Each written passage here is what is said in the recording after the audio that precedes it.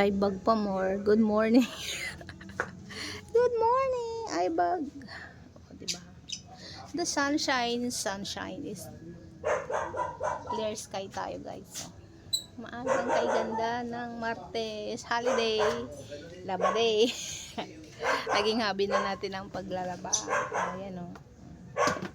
Then, nag-request ang aking anak ng sopas. So, I'm cooking sopas for her. Ayan o. I'm cooking sopas. So, sopas the boys is sopas the boys. Grabe ang Ibag, di nakatulog. Dahil sa'yo, joke. Ayan o. The little Christmas tree outside with the lovebird singing. Ayan, hello! Good morning! Good morning, you two! Ayan.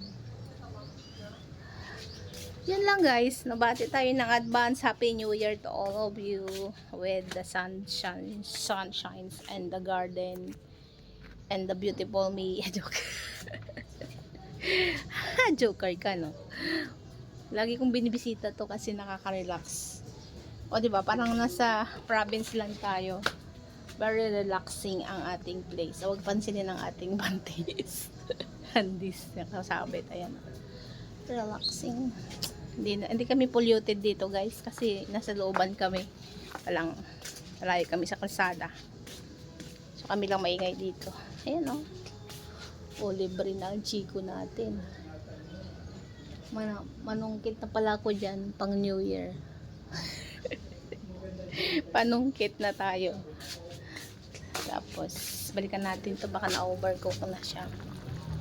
So yun lang, guys. Happy New Year in advance. 30 na ngayon. So bukas bisperas na. So siguradong busy na ang lahat. Oh, di ba? So I woke up like this, may lipstick na agad.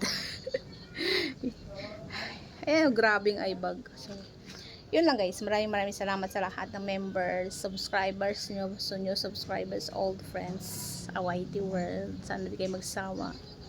God bless everyone. Bye. Good morning.